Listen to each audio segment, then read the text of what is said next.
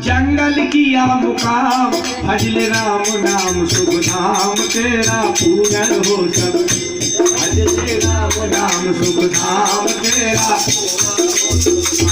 बोले जटा रखाए भस्म रमाए, जंगल किया मुकाम, भजले राम नाम शुभ धाम, तेरा पूरन हो सब नाम। भजले राम नाम शुभ धाम, तेरा पूरन हो सब नाम।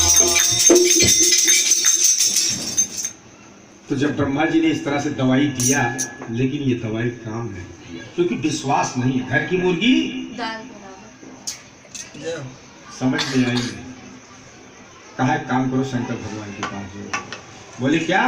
बोले हाँ, उनके पास ये दवाई है। उसी वो दवाई जानते हैं, तभी उन्होंने बड़ी बड़ी जटा रखी है। भस्म रमाते जटा रखाए भस्म रमाए, जंगल किया मुकाम। श्मशानवासी है। बोले अच्छा। फिर नारद जी ने कहा कि ऐसा करो शंकर भगवान की। बोले मुझे ऐसा लग रहा, बचा लो मुझे। बोले बचाए क्या? चलो शंकर भगवान के पास पहुंचे कैलाश पर्वत पर। तो बोले काशी जावे मथुरा जावे, तीर्थ फिरे तमाम। गरुड़ कहाँ जा रहे हैं? गरुड़ परेशान है दवाई के चक्कर। जो बीमार है भाई, तो दवाई ढूंढेगा ढूंढे। तो क्या करते हैं? काशी जावे मथुरा जावे, तीर्थ फिरे तमाम, भजले राम नाम शुभ नाम, तेरा भजले राम नाम शुभ नाम। ओ जटा रखाए भस्म रमाए, जंगल किया मुकाम, भजले राम नाम शुभ नाम, तेरा पूरन हो सब काम। भजले राम नाम तेरा पूरन हो सब काम। भजले राम नाम शुभ नाम, तेरा पूरन हो सब काम, तेरा पूरन हो सब काम। भजले राम नाम शुभ नाम, तेरा पूरन हो सब काम। भजले राम नाम तेरा पूरन हो सब काम।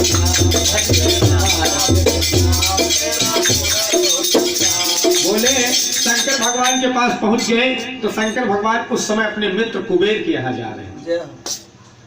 पार्वती जी साथ में थी, अपने मित्र कुबेर के यहाँ चले जा रहे थे और नारायण का नाम अपने हृदय में ले रहे थे। तो ये पहुंच गए गरुड़ जी।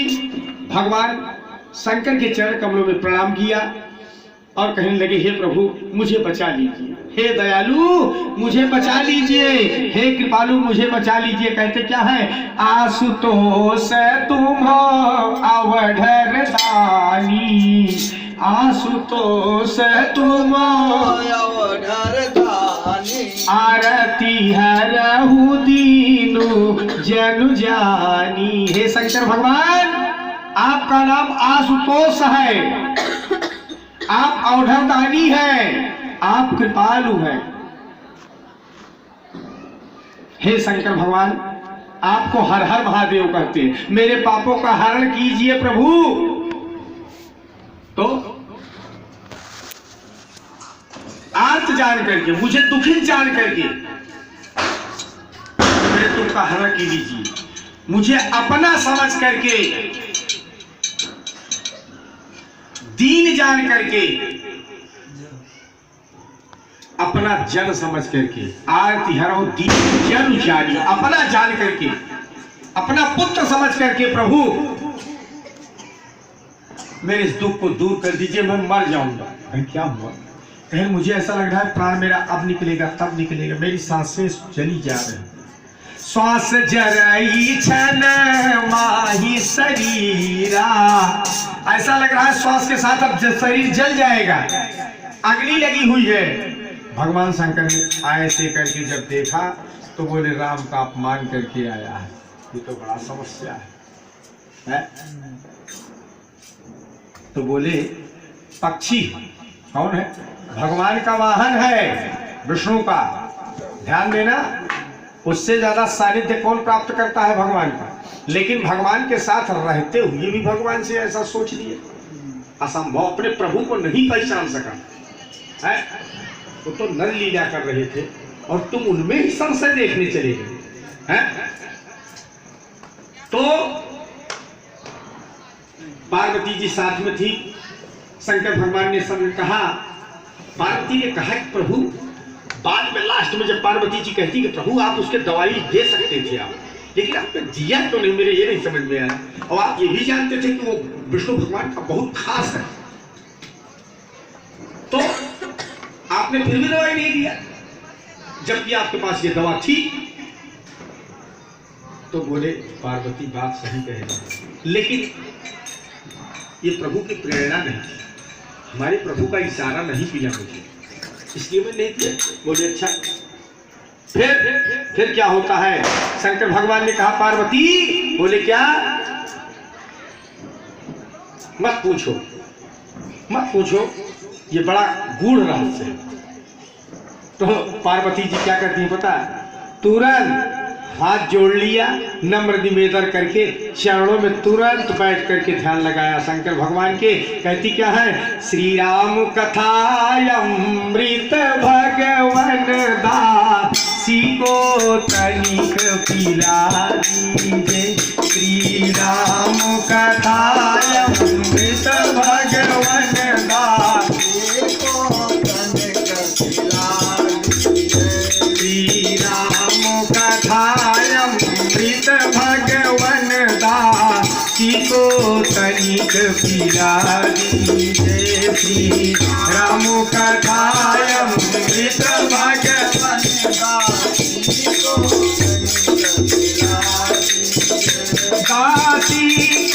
तनिक पिला दीजिए। दासी को तनिक पिला दीजिए,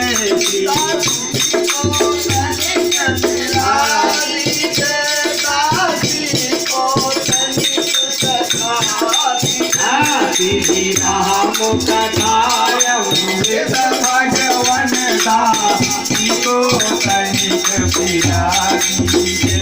श्री राम कथायमृत भगवन दासी को तनिक पिला दीजिए। शंकर भगवान कहते हैं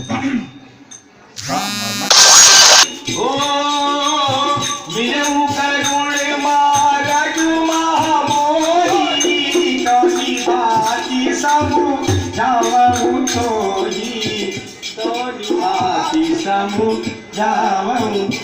कहे हे गरुड़, रास्ते चलते तुम मिल गए हो, मैं किस प्रकार तुम्हें समझाऊं? किस भांति तुम्हें समझाऊं मैं?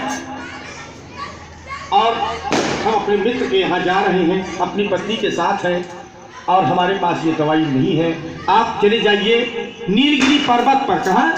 नीलगिरी पर्वत पर चले जाइए, वहाँ काकभुसुंडी जी बसते हैं। बोले काकभुसुंडी जी? बोले हाँ कौवे से। बोले हाँ कौवे से, कौवे से ही दवाई लेना, वही तुम्हारा गुरु बनेगा।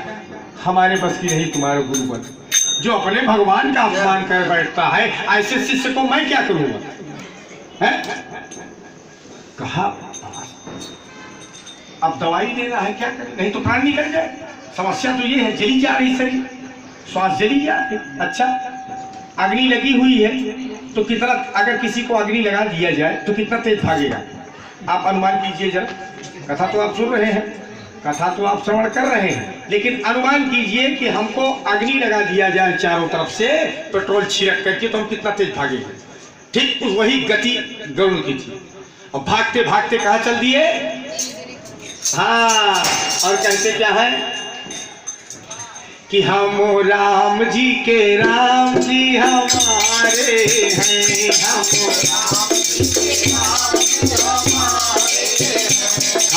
राम जी के राम जी हमारे हैं, हम राम जी के राम जी हमारे हैं, हम राम जी के राम जी हमारे हैं, हम राम जी के राम जी हमारे हैं, हम राम जी के राम जी हमारे हैं, हम राम जी के राम जी हमारे हैं, हम राम जी हमारे हैं। वो तो भक्तन के रखवाले हैं, वो तो भक्तन के रखवाले हैं, हम राम जी के राम जी हमारे हैं, हम राम जी के राम जी हमारे हैं। यही मंत्र दे दिया, कहा यहाँ से यहाँ तक की टिकट ये है, यहाँ तक तुम नहीं मरोगे, यही जपते हुए तुम चले जाओ गरुड़ के पास। और ऐसी औषधि वो देता है कि एक बार एक खुराक में तुरंत आराम आ जाएगा। बोले हाँ, बोले हाँ, बोले ऐसी औषधि है। बोले ऐसी औषधि उनके पास? बोले हाँ। बोले कैसी औषधि है, कैसी औषधि है? बोले हरि नाम हरदम, अरे हरि नाम हरदम लिए जा ये दुख की दवा है पिए जा, हरि नाम हरदम लिए जा ये दुख की दवा है पिए जा। तो इस प्रकार से जो है बता दिया शंकर भगवान उनको, और नौका पे चढ़ लिए, इसी चल दिए भागते हुए बड़े वेग के साथ। जब गए नीलगिरी पर्वत पर देखा तो वहां, अरे वाह, नीलगिरी पर्वत चारों तरफ से सजा हुआ रमणीक सुंदर है, झरने चल रहे हैं, वाह, अनेक प्रकार के पक्षी वहां गुंजार कर रहे हैं, और सरोवर तालाब में अनेक प्रकार के पक्षी स्नान कर रहे हैं, स्नान कर रहे हैं। कोई अपनी जटाओं को बिबरा रहे हैं, बालों को अपने ही पंजों से।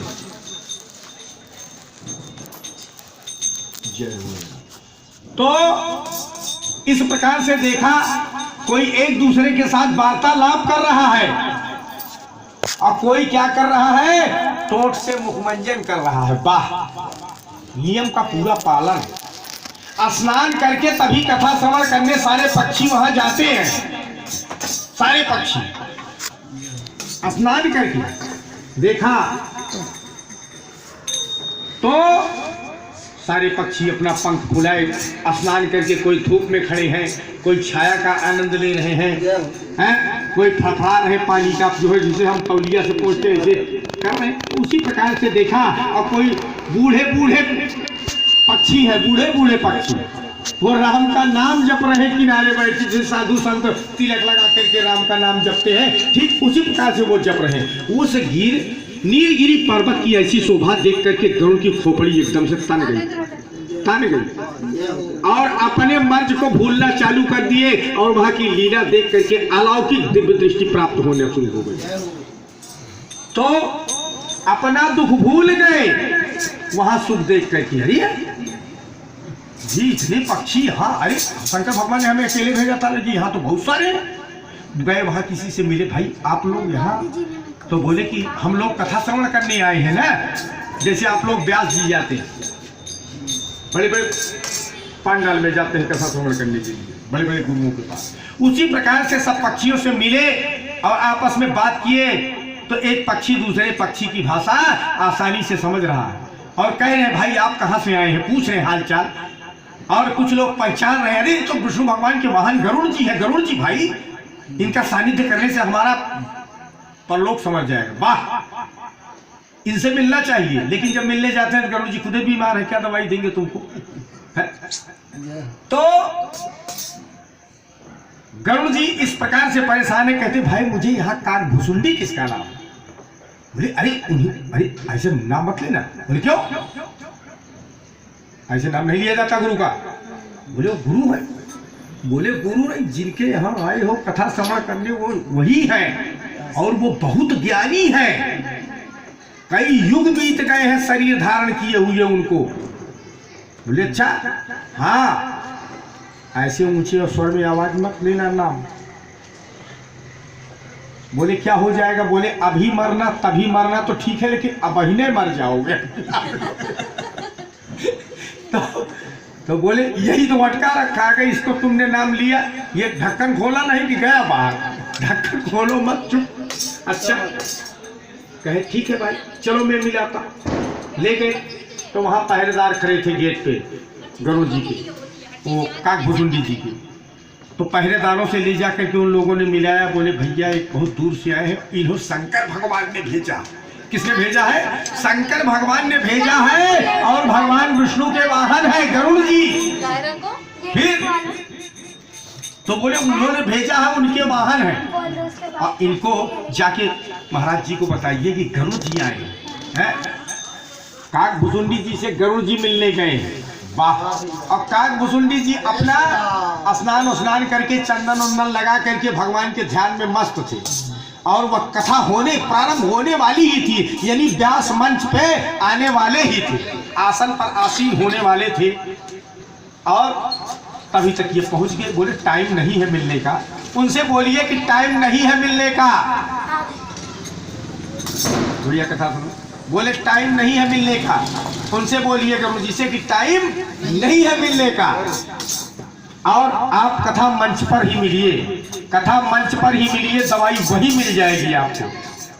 तो बोले जब हमारे मंच को ही नहीं जानते तो दवाई क्या देंगे? जब बीमारी ही नहीं जानते, हमसे मिलने का टाइम ही नहीं है, कह रहे कथा मंच पे मिलो। और कथा मंच पे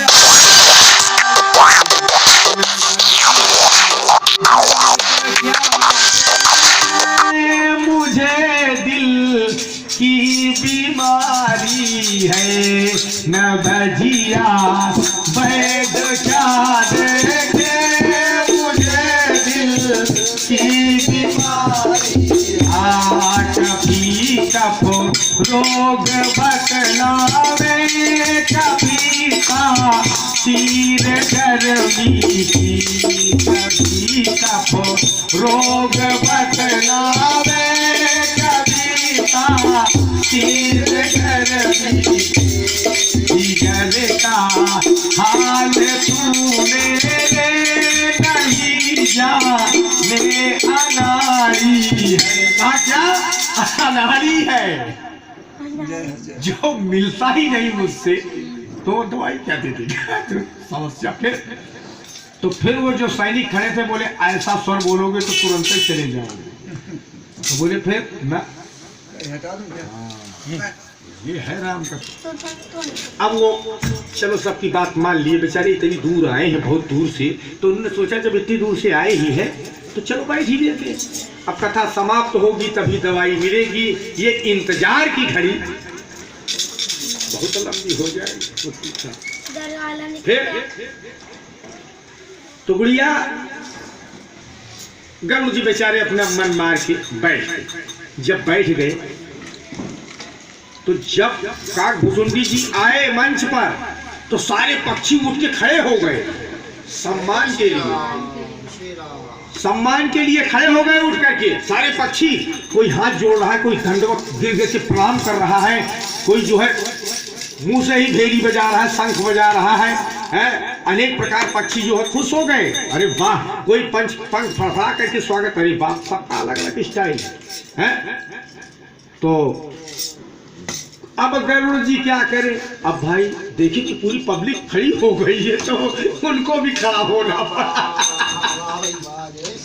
अब इनका घमंड चूर होता जा रहा है। देखे जाइए ये क्या था, इनके खोपड़ी कौन सा बउवाल था? अहंकार का बीमारी था, जो खोपड़ी से ऐसा लग रहा कि अब दब जाऊंगा पृथ्वी में कि तब जब जाऊंगा, धूल में मिल जाऊंगा ना। तो मरने की दवाई बहुत ढूंढ रहे थे, मरूंगा कहीं। तो गए, जब इस प्रकार से करने लगे देखा तो गरुड़ जी भी बेचारे हाथ पैर जोड़ करके खड़े हो गए।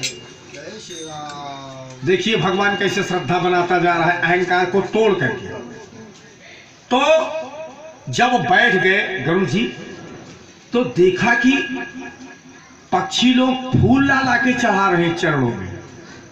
वाह, ऐसी लीला देख करके कि यानी भगवान ये समझ में नहीं आ रहा है, मैं देवलोक में आ गया हूं कि यहाँ पक्षियों के समुदाय में कहाँ आ गया हूं। पागल होता चला जा रहा है। अच्छा, अब भाई जहां से वो चीज चढ़ी है वहीं से तो उतरेगी, तो उसी प्रकार से ये पागल होते चले जा रहे हैं। और पागल होते होते ये पागल हो ही गए। जब लाग कहाई रघुपति गुण गाहा, जब राम के गुणों का वर्णन करने लगा तो गरुड़ जी अपने आप को भूल गए कि मैं कौन हूं। काग भुसुंडी जी के अलावा इनको कुछ नहीं, और उसी में इनको राम श्याम कृष्ण माधव दुनिया दिखने लगी। कथा विसर्जन हुई, शॉर्टकट में कर देता हूँ, कथा बड़ी लंबी है। इसी कथा पर पूरी राम कथा बोली जा सकती, कहीं से भी चैप्टर उठा सकते हो। तो बूढ़ों ने क्या किया, जब सारी कथा समाप्त हो गई तब उन्होंने बताया उनको कि राम का तुमने अपमान किया था, इसी का। बोले अब आपके पास जब से कथा सुना ना, मुझे ऐसा लग रहा है जैसे आराम नहीं है, आधी से ज्यादा बीमारी मेरी चली गई। तो बोले ये तभी होगा जब तुम कुछ दिन बैठ करके यहाँ सत्संग करो। बिनु सत्संग विवेक न होई, रामो कृपा बिनु सुलभ न सोई। इसके लिए सत्संगति कहते क्या, संतों के संग लाग रे तेरी अच्छी बनेगी, संतों के संग ओ संतों के संग लाग रे तेरी अच्छी बनेगी, संतों के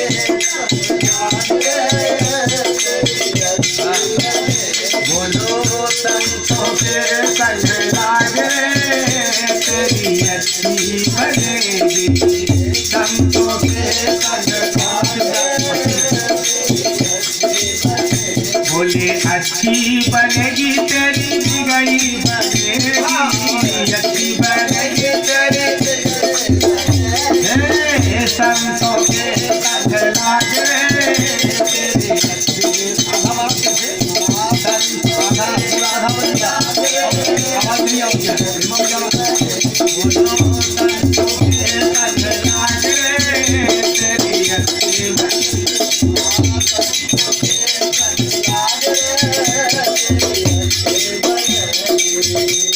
इस प्रकार से कहा।